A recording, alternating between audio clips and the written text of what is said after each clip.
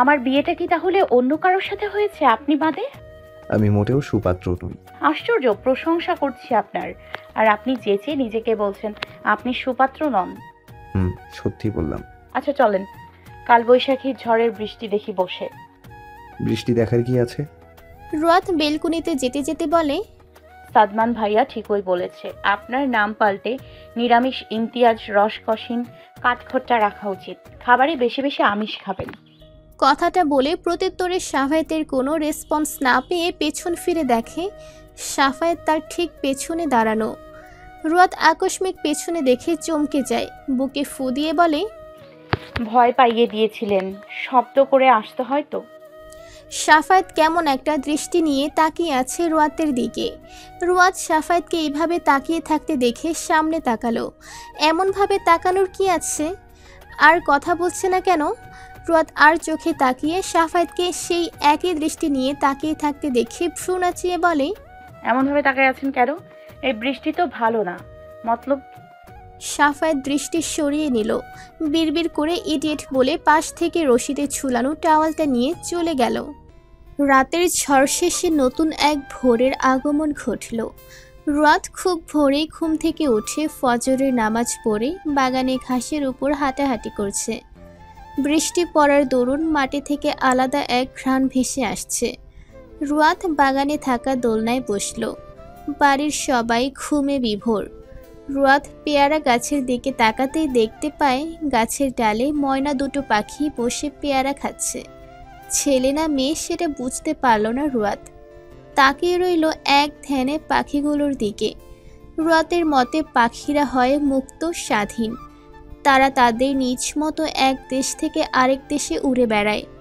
কোনো সীমাবদ্ধতা নেই তাদের, কোনো আদেশ নিষেধাজ্ঞা নেই। পৃথিবীতে একমাত্র পাখিগুলোই তো স্বাধীনভাবে বাঁচতে পারে। তাই তো মানুষ পাখি হতে চায়, পাখির মতো দুটো ডানা চায়, যাতে মন খারাপের সময় এক দেশ থেকে আরেক দেশে উড়ে বেড়াতে পারে, ওই নীল আকাশের মেঘগুলোর সাথে মিশে ভেসে বেড়াতে পারে। কল্পনা, নিছকে কল্পনা বাঁধে মনে মানুষ। শাফায়াত আড়মোড়া ভেঙে বেলকুনিতে আসতেই চোখ গিয়ে আটকায় দোলনায় বসে থাকা রুয়াতের উপর। মাথায় ওড়না দিয়ে সম্পূর্ণ মাথাটা ঢাকা। এক হাত দোলনার লোহাই দিয়ে মাথা ঠেকিয়ে আছে, কিছু দেখছে। শাফায়াত দৃষ্টি অনুসরণ করল, পেয়ারা গাছের পাখির দিকে তাকিয়ে আছে। শাফায়াত ডেকে উঠল, রুয়াত। রুয়াত ঘাড় ফিরিয়ে আশেপাশে তাকালো, কেউ তো নেই। শাফায়াত ডাকলো কোথা থেকে? আমি বেলকনিতে। রুয়াত বেলকুনিতে তাকালো। শাফায়াতের মুখশ্রী দেখে মুখে হাসি ফুটল। হাসি মুখেই বলল, কখন উঠলেন? এই তো কে বলি। ওখানে কেন তুমি? প্রকৃতির ঘ্রাণ নিচ্ছি, আপনিও আসুন। শাফায়াত বেলকুনি থেকে চলে গেল। মিনিটের মধ্যেই এসে রুয়াতের পাশে দাঁড়ালো। রুয়াত সরে বসে বলল, বসুন। শাফায়াত বসল। গগনে এখনো সূর্য ওঠেনি। রুয়াত আর চোখে তাকিয়ে বলল, চা খাবেন? এমন স্নিগ্ধ পরিবেশে বসে চা খেয়ে প্রকৃতি বিলাস করার আনন্দই আলাদা। কফি হলে খাওয়াই যায়। রুয়াত উঠে দাঁড়ালো। অপেক্ষা করুন, আমি ফটাফট বানিয়ে আনছি। রুয়াত চলে গেল। 10 মিনিটের মধ্যে কফির মগ আর চায়ের কাপ হাতে করে আসলো। কফির মগটা শাফায়াতের হাতে দিয়ে দোলনায় বসে পড়ল। শাফায়াত কফির মগটা নিয়ে চুমুক বসাতে নিবে, এমন সময় রুয়াত বাধা দিল। শাফায়াত ভ্রু কুঁচকে তাকালো। একটু পরে খান, আগে আপনার আর আমার চা কফির কাপের পিক তুলে নিন। দেখি হাতটা বাড়ান। শাফায়াত বাঁ হাতের কফির মগটা নিয়ে হাত বাড়ালো। রুয়াত নিজের চায়ের কাপটা নিয়ে হাত বাড়িয়ে কাপাল হাতের পিক তুলে নিল। পিকগুলো চুম করে দেখতে দেখতে বলল, এবার খান। শাফায়াত চুমুক বসালো মগে। তুমি কফিটা মোটামুটি ভালোই বানাও রুয়াত। সত্যি প্রশংসা করলেন নাকি পাম দিলেন, কোনটা? সত্যিটাই বলেছি। কাউকে পাম দিয়ে কথা বলা আমার দ্বারা হয় না, আমি স্ট্রেইট কথা বলি।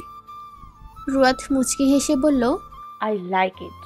তবুও মাঝে মাঝে আমার মন রক্ষা করার জন্য হলেও দু একটা পাম দিয়ে কথা বলবেন, ওকে? শাফায়াত কিছুই বলল না। রুয়াত পিকটা ফেসবুকে আপলোড দিয়ে ক্যাপশন হিসেবে লিখল, প্রিয় পুরুষের সান্নিধ্যে প্রথমবার চা কফির সাথে প্রকৃতি বিলাস। সাদমান মর্নিং ওয়াক করে বাড়ির ভেতর ঢুকতেই সাফায়েত আর রুয়াদকে বাগানে দেখে দৌড়ে তাদের কাছে আসলো। রুয়াদকে মনোযোগ দিয়ে ফোন ঘাঁটতে দেখে বলে, কি দেখছো রুয়াদ? রুয়াদ মাথা উঁচু করে তাকায়। এমনি ছবি দেখছিলাম ভাইয়া, আপনি কোথা থেকে আসলেন? হাঁটতে বের হয়েছিলাম। এই ব্রো, আমরা ফ্রেন্ড সার্কেলে তোমার আর রুয়াদের পিক দেখতে চেয়েছে। আসো তো একটা সেলফি তুলি। রুয়াদ, তোমার ফোনটা দাও তো। রুয়াদ ফোনটা বাড়িয়ে দিল। সাদমান ফোনটা নিয়ে সামনে দাঁড়িয়ে সেলফি তুলল। সাদমান গ্যালারিতে ছবিটা দেখার জন্য গিয়ে দেখে সাফায়েতের মুখ বোঝা যাচ্ছে না, কফির মগ মুখে থাকায়।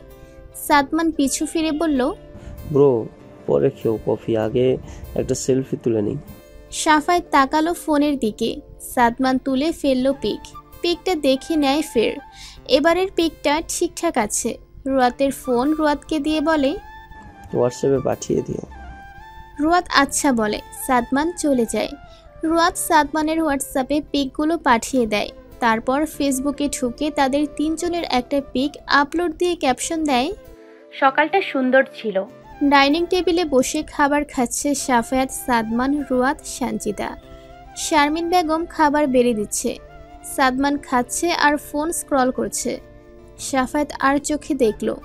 এটো প্লেটে হাত ধুতে ধুতে গম্ভীর কণ্ঠে বলে, এটা কোন ধরনের অভ্যাস তোর যে খাওয়ার সময় ফোন স্ক্রল করিস?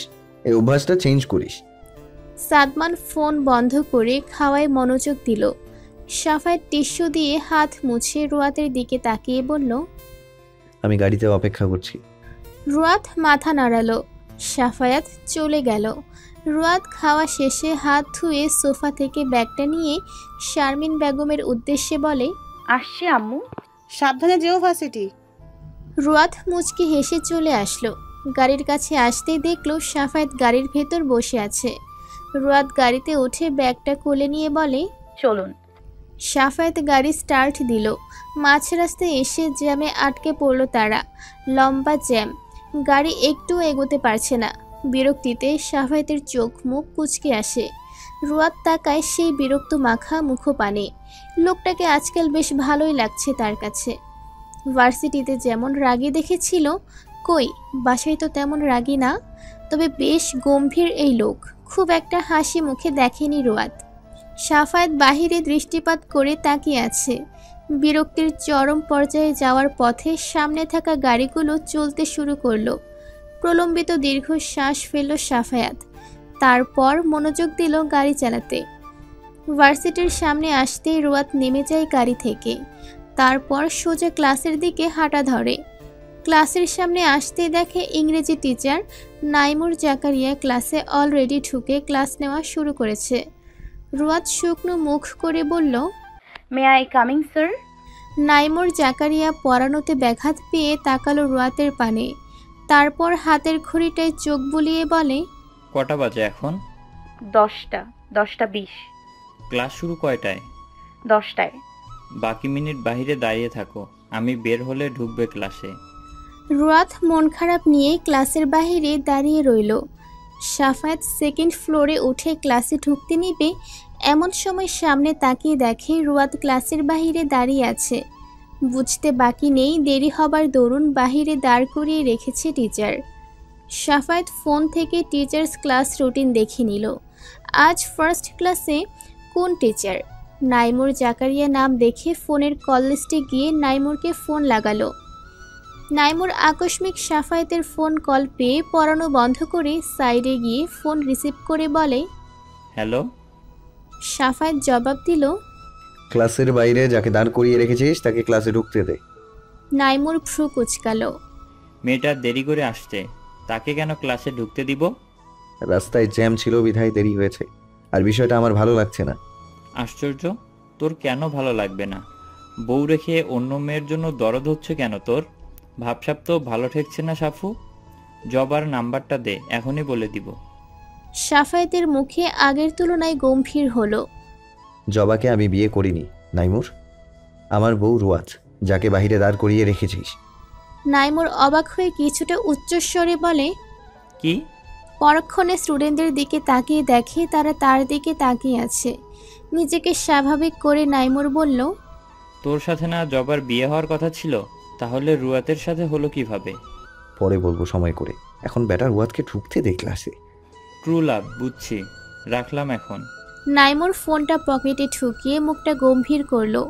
তারপর রুয়াতের দিকে তাকিয়ে বলল, ক্লাসে আসো।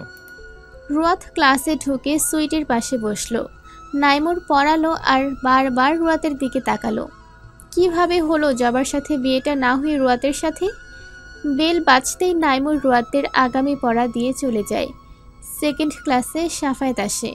ক্লাসে ঢুকে সর্বপ্রথম চোখ যায় রুয়াতের দিকে। শেষ বেঞ্চে বসে আছে। সাফায়েত অ্যাকাউন্ট বই বের করে অঙ্ক বুঝালো হোয়াইট বোর্ডে। রুয়াত মনোযোগ দিল ক্লাসে। এর মধ্যে দুজন ছেলে আসলো ট্যুরের চাঁদা নিতে।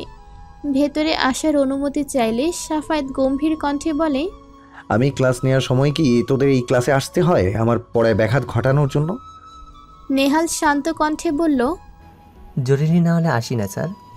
সাফায়েত ক্লাসে আসার অনুমতি দিল। নেহাল এক এক করে সবার থেকে ট্যুরের টাকা তুলল। সুইটের কাছে এসে টাকা নিতেই সুইটের রাগী চোখে তাকিয়ে টাকাটা ঠুসে দিল আর বিড়বিড় করে বলল। নেহাল চকিতে তাকালো সুইটের দিকে। ঢের বুঝে গেল কথার মানে। বেয়াদব বলে তারপর চলে আসলো।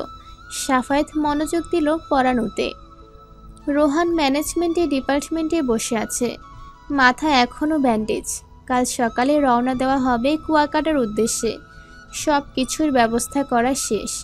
নেহাল চেয়ে দেখছে রোহানকে। রোহান মনের সুখে ফোন টিপছে। ডিপার্টমেন্টের হেড সাইফুল ইসলাম যে কিনা নেহালের বাবা, তিনি রোহানের দিকে তাকিয়ে বলে, কিসের জন্য এসেছিস তোরা বল? নিশ্চয়ই আপনার মেয়েকে বিয়ে করতে নয় স্যার, আমাকে সেকেন্ড ইয়ারদের সাথে ট্যুরে যাওয়ার ব্যবস্থা করে দিন। আপনার ছেলেকেও সাথে নেব, চাইলে তার ছেঁড়া মেয়েটাকেও পাঠাতে পারেন। কয়েকদিনের জন্য মানিয়ে নেব, তবুও পাঠানোর ব্যবস্থা করুন।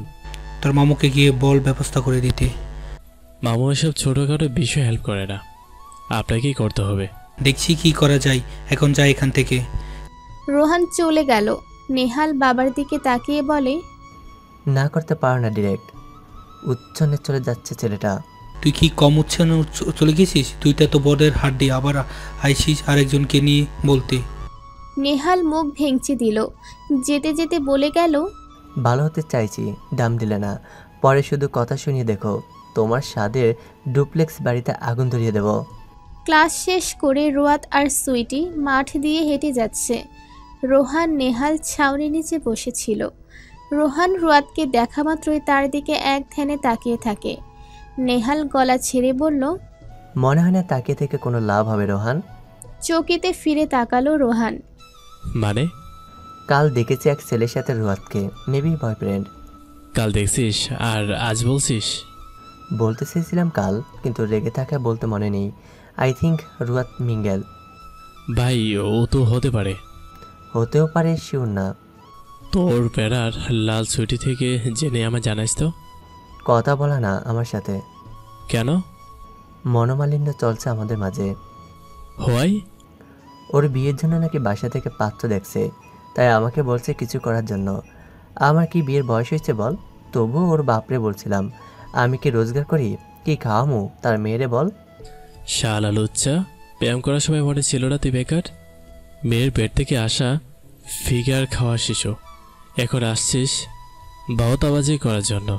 সুইটি জায়গায় আমি থাকলে মাঠে দাঁড় করিয়ে ফুল স্টপহীন পিটাইতাম। একদম শালা বলবি না, আমার বোনকে তোর কাছে বিয়ে দেয়নি। আর লুচ্চা বলস কেন? সুইটি বলতে পারবো আমি ওর সাথে রিলেশন করাকালীন কিসবার ডেটে গেছি। মিটমাট করে নে যা, রোয়াতে খোঁজ এনে আবার মনোমালিন্য শুরু করে দিস, নো প্রবলেম। তুই একটা স্বার্থবাদী জানিস। আই নো, এখন যা। না, অপমান করবে রুয়াতের সামনে, রাতে কথা বলে নিব। কাল তাহলে যাচ্ছি কুয়াকাটা। না গিয়ে উপায় আছে? ভাবছি সুইটির আব্বাকে আজ ফোন দেব। মেয়ে ভালোই ভালো বিয়ে দিতে রাজি হলে তো ভালোই, তা না হলে কুয়াকাটা থেকে বিয়ে করে একদম হানিমুন সেরে ফেলব। সমুদ্র সই করতে চুবি আনবো শালা, আমার বিয়ে ঘটকালি করা তুই বিয়ে করলে। রাত 9টা। রাতের খাবার খেয়ে রুমে এসে জামা কাপড় ঢুকাচ্ছে লাগেজে রুয়াত। সাফায়েত এখনও বসার ঘরে। রোয়াত নিজের প্রয়োজনীয় জামা কাপড় ও কসমেটিক্স ভরে এক সাইড সাফায়েতের জামা কাপড়ের জন্য ফাঁকা রাখে। সাফায়েত রুমে আসলে তার থেকে জেনে কাপড় ভরবে। হ্যালো বন্ধুরা, পরবর্তী পার্ট খুব তাড়াতাড়ি আসবে, তো সবাই অপেক্ষায় থাকো। আর চ্যানেলটি যারা এখনো সাবস্ক্রাইব করনি তারা পরবর্তী পার্ট দেখার জন্য চ্যানেলটি সাবস্ক্রাইব করে রেখো। ধন্যবাদ সবাইকে, আমাদের সাথেই থেকো।